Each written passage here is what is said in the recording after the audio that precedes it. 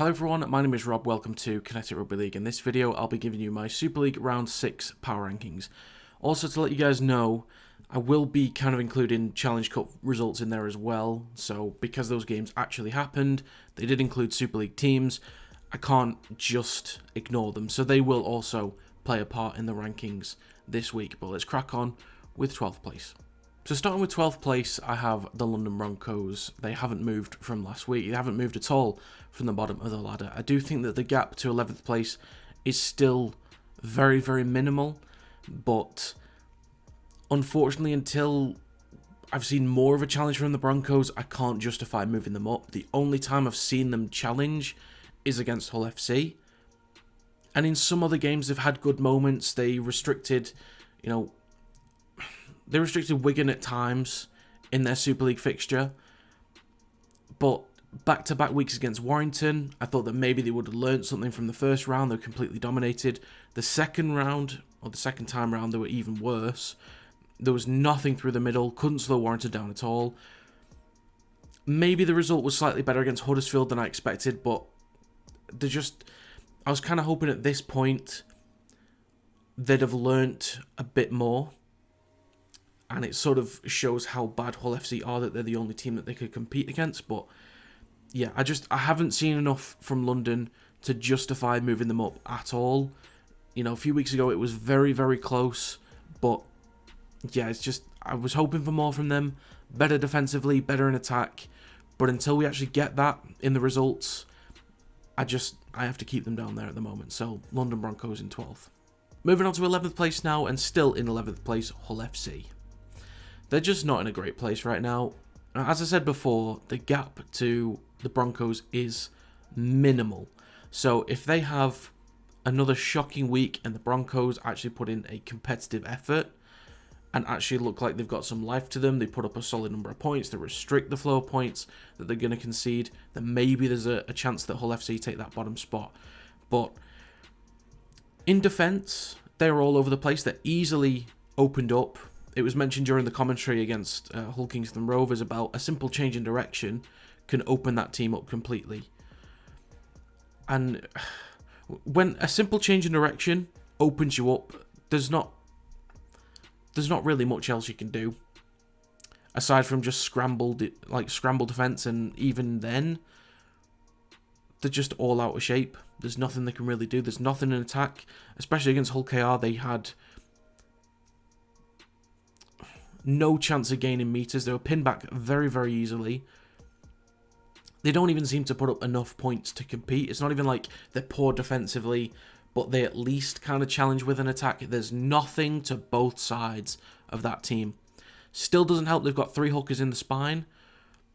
Farmanu Brown is clearly a hooker. He was great there for New Zealand during the Pacific Championships. Why is he playing number 7? He just shouldn't be there. They are going to miss Jake Truman. I think he's still got a few more weeks out. But Morgan Smith isn't a halfback either. He barely played when he was at Warrington. He didn't get minutes above deck pattern, and even when he did, he was a hooker. If I remember correctly, they were at the club at the same time, but he's not a halfback. Danny Houghton is extremely reliable at number 9, but Farmani Brown needs to start there, and I think maybe just start giving some kids an opportunity and just let them give it everything they've got for you. So yeah, I've ranted a little bit too long with this one, but Hull FC in 11th. In 10th place now, and also not moving from last time out, Castleford Tigers. They, for me, compared to Hull FC and London at least, have been seen offering some kind of challenge. First of all, in the Challenge Cup, I don't think they were nearly as dominant as they should have been. So that's not a great sign. But the difference being that they've played against Salford and they've pushed them to the edge. Salford was still mostly comfortable in that game in round 2, but they at least made the scoreline respectable and pushed them. They were 0-0 with Leeds for the first half last week. So to keep the points at Leeds, especially with how well Leeds have been playing in attack, to limit them to 0 points in a whole half is a great sign. To then give up 26.5 It's not great, is it? But to be able to see that they can do that, they can achieve that, is a lot more than there is to say about Hull FC.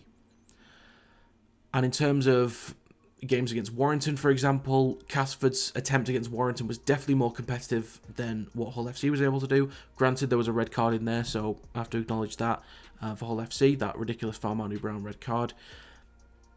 But yeah, just like on paper for me, and if Castleford were to play Hull FC now, I just trust Castleford a little bit more. I still don't trust them to win games, but I just trust them a little bit more to offer something in attack and at least be resilient in defence. So they've got that going for them at least. Moving on to 9th place now, I have the Huddersfield Giants. They're also not moving from the last video. The main reason for this is I fully acknowledge that some of their results have been extremely strong. Like, some of the numbers that they've put up in attack are astronomical. And on the flip side of that, they've also been diabolical. So the reason why they're still so low down, I think there's maybe an argument to have moved them up, but I think their inconsistency is a big issue right now because they can blow teams away. They really, really can. But they can allow themselves to be completely dominated. You know, we saw that against, Hull KR, for example. Only a 12-point difference, and it doesn't sound that bad, but considering they had no control in that game whatsoever, you have to take that into account. But then results against Hull FC, they're just, they can produce these scorelines, these immaculate scorelines from nowhere. So they have the potential to be a great team, but it's just so inconsistent week to week. So at their peak, I think they are a firm playoff team, very firm, and could challenge even Wigan and Saints if they were to hit their peak based on what we've seen so far. But the thing is, they're still so far away from their peak because they're so inconsistent. They find some consistency, they pick up wins, they'll be a firm playoff team. I have no doubt about that. But yeah, there's no justifiable reason yet to move them up. But I think the gap to 8th isn't so far off at the moment. Moving on to 8th place now, we're moving down one. I have the Leigh Leopards.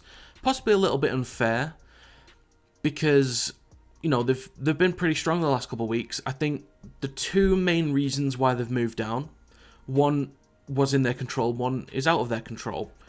The one in their control was the game against Featherstone. I think maybe they should have had more control in that game, should have been a lot more dominant based on other recent performances and how well they competed with the likes of Saints, for example, and the big scorelines they've also put up recently. That I just expected a bit more from them.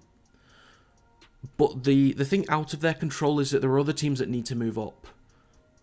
So, based on those other teams' results, that's it really. So maybe they could have stayed where they were, but you also have to take into account other teams being better, which will displace other teams. So it is slightly unfair, but I will acknowledge that on the balance of everything so far, Leigh have still looked really strong, definitely playoff competitors, and the depth still isn't great, but once they're back to full fitness with everyone, still missing a Parpe, so when he comes back in, he'll be a huge inclusion to the team.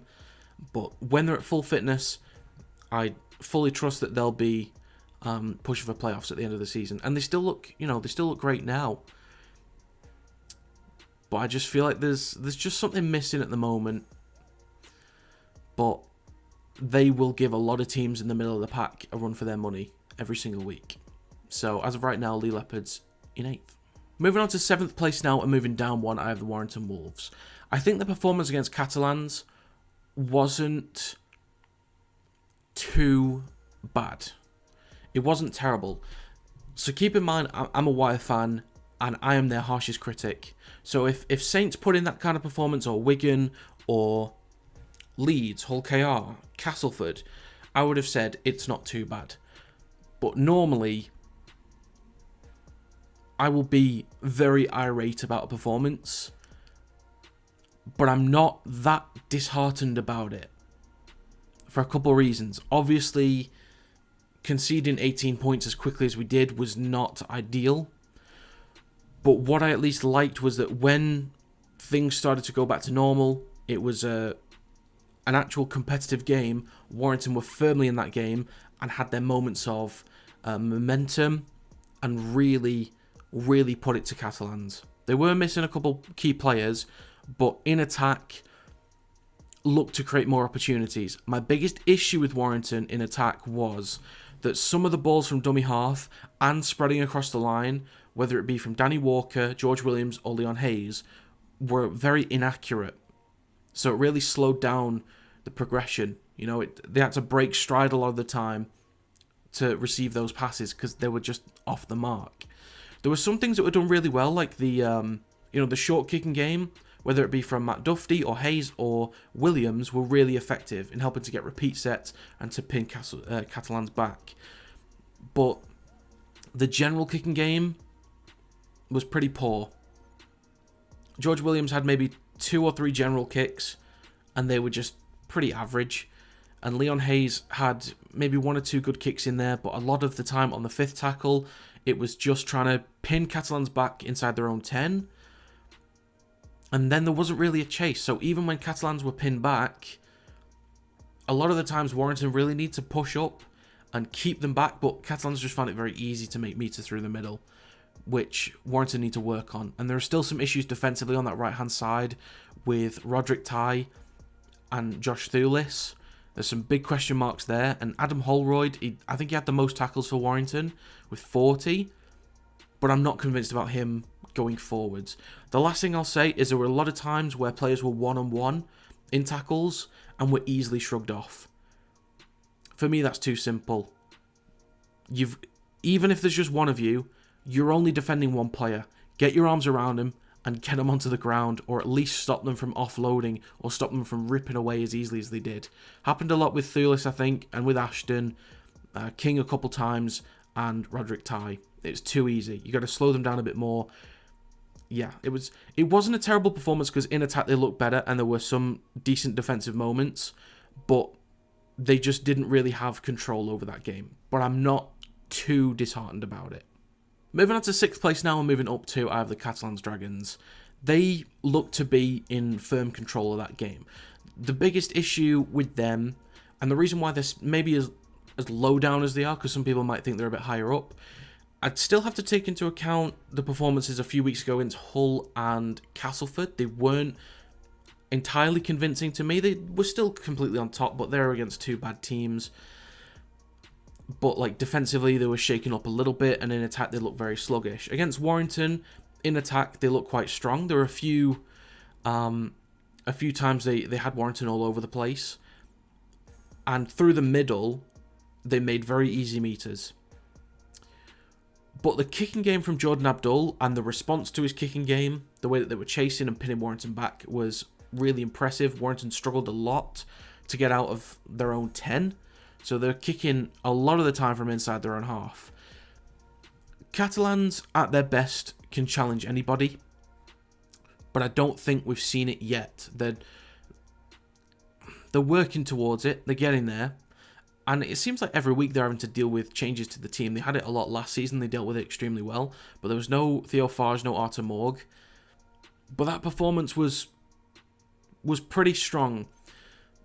My only other doubt in there from Catalans is that when they did have decent leads, it started to look like they were going to throw it away. They had the 18-0 lead, it went to 18-12. I think they then had a 12-point lead, it went to a 6, and it was almost level at one point, I think. So they had decent leads and they started throwing them away, so they allowed momentum to shift very easily. So that's another negative. But in terms of how well they've been controlling games, Jordan Abdul has helped to lead that, and the fact that even with key players missing, they've had so much control and still attacked very freely and defended quite strongly is a good sign. Still not perfect, but I think there's a lot more to come from Catalans. Moving on to 5th place now and moving down to I have the Salford Red Devils. I think most people could understand where the -2 has come from, and that's the Challenge Cup. If there was a red card in there, you could kind of justify it. Like, if it was very early on, you're a man down, and you're having to defend with a man less and fill up more spaces with less players, you could understand fatigue really setting into that game. But the fact that you lose by such a huge margin is very disappointing. Now, Salford the last couple of weeks, they came up against a tough team in Leigh last week and put up a real solid number of points. Conceded a good handful as well, but you got to take into account that they are still a strong team. They're still definitely a playoff contender. They've competed against Saints. Yes, they did need some help from a red card for 35 plus minutes, but they competed against Saints, competed extremely closely against Wigan, and sort of bounced back quite nicely against it, with a decent result against Leopards.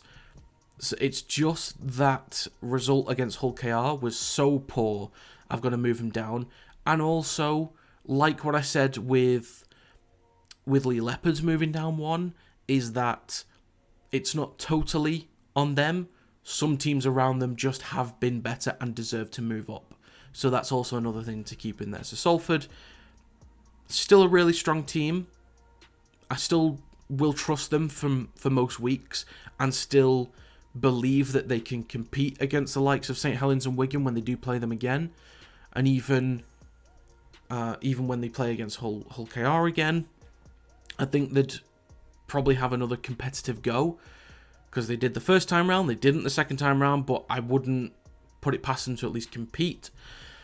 And I think they'll be fine against most teams lower down in the table. So yeah, playoff contenders for me easily.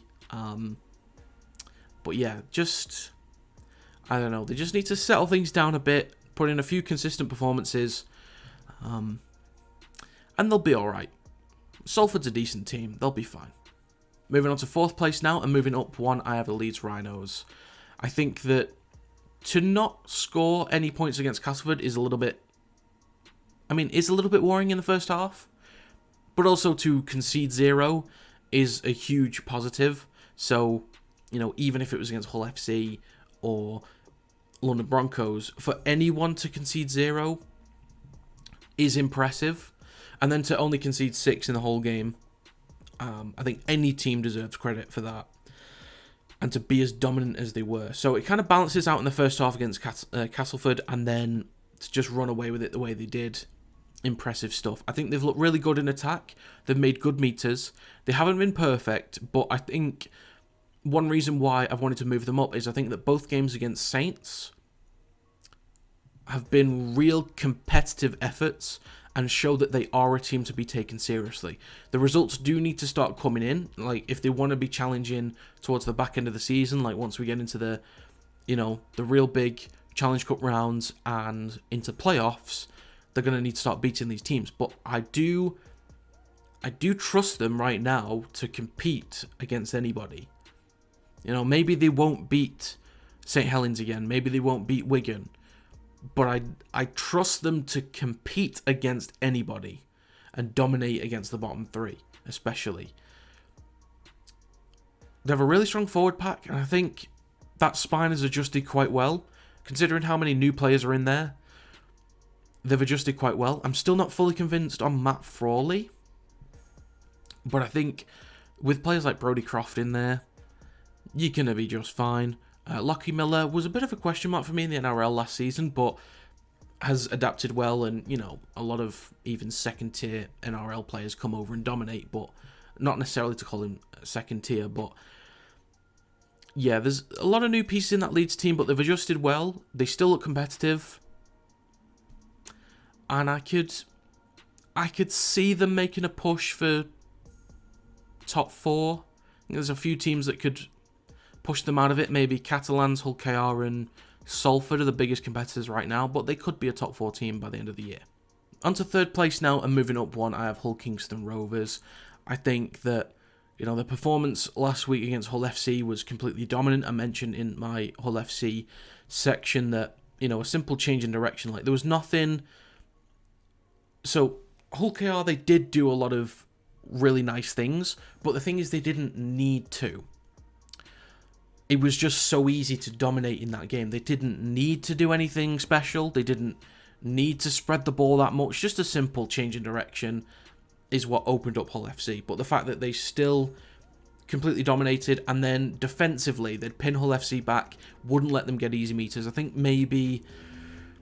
it's probably only 5 defensive sets I could point out where they were like, okay, well, I think maybe they let Hull FC have too many meters in that set, but most of the time just pinned them back completely. Hull FC didn't have much to offer, but just pure dominance from Hull KR, and also including the game against Salford as well. I thought that might be a bit of a tricky one, especially with them not being overly perfect the last couple of weeks, and missing Mikey Lewis I thought would be an issue, but then to completely dominate that game as well. I think there's still a slight gap to second and first place, but it's very small. That gap to second place it is closing in, actually, because I'll obviously go over second place next. But I need to see Hull KR playing against Wigan, playing against Saints, with no controversy, 13 on 13, no sin bins in there, because I think they'll put up a real competitive effort and could maybe take a win in one of those games.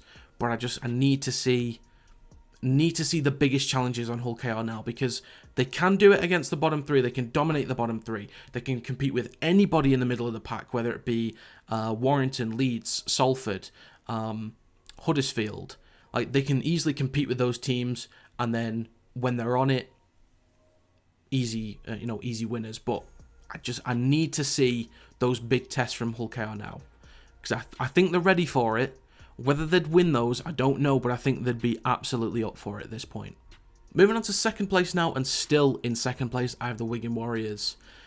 As I mentioned in the last section, that gap to third place is becoming a little bit smaller. I still think there's a fair gap there to Hull KR, but the performance against Saints, look, it's always going to be tricky against Saints, always. And there'll be times where Wigan will just dominate against other teams. So it's not the end of the world to lose in a fairly close and competitive game against St. Helens. That's nothing to be worried about. I think my only other issues come from not being as clean against Salford, and also allowing Sheffield Eagles to be as competitive as they were. Of course, second half they just ran away with it. But those two things are the reasons why they are staying where they are, is Salford and Sheffield Eagles. They're the main reasons. Wigan are still really effective in attack. They've got a great forward pack. They know how to make easy meters, and defensively are a really solid team. But they've not quite been perfect. I've seen a lot of people say that without French and Field, they're nothing. I think is, on one side of the argument, is a fair point, but on the other side of it, it's like, well, that's why they're in the team. That's why they're picked in the first place. That's why they were signed in the first place, because they make that team better. So, as long as they keep those guys fit, Wigan will always be a competitive team, but they're not a bad team. That's why they're second in my power rankings. Very simply, they're just slightly off the mark from what I expected them to be. That's the only reason. So, Wigan Warriors still in second. Finally, moving on to first place, still in first place, St. Helens. It's always going to be, as I said, for Wigan against St. Helens, it's always going to be tough for anyone to go against Wigan, and to have to go toe-to-toe with some of the other best teams in the league and come out with a win, especially, towards the back end of the game. Yes, they're a man up, but, in clutch moments, the best teams, they come away with the goods, really. I think the game next week against Catalans will be a great test, another great test. They've already been tested a lot. They played a lot of... I think London is the only bottom 3 team they've played, and the rest have been playoff competitors.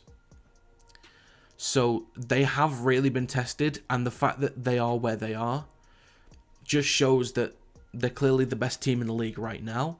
It doesn't mean that Catalans couldn't beat them, because the last time I saw on Bet365, Catalans were favourites by 1.5 points, which is... I'm unsure about that one, personally. I don't know if I would lean that way, but Saints, on paper, just all over, are the best team in the league. The way they control games, the way they defend, the way they dominate through the middle, their decision-making, their coolness, their calmness in clutch moments is impressive. There's always the chance that they have a dip later on in the season, or that some other teams will start picking up a little bit more, like Wigan will start switching it on, or Hull KR, Catalans. We will see, but yeah, there's not too much else to say on St. Helens other than just in all departments right now, they're just the strongest team, and that's why they're still number one. So that's going to be it for this Power Rankings video. If you have your own list, do let me know in the comments down below. If there are any things that I maybe haven't considered in this list, also let me know. I will sort of reiterate that from 3rd place down to 8th or 9th, like, the gaps are minuscule, and someone is going to have to be in 9th and 8th. Like, it is quite unfair for maybe Leigh to be as far down as they are, but someone has got to be there, and there's no way that Hull KR could be down in 8th, or Salford, or Leeds. Like, there's just no way right now, so it's going to have to be Leigh for now. But yeah, if you have any comments, do let me know. But yeah, that's going to be it for this video. Thank you very much for watching, and I will see you next time.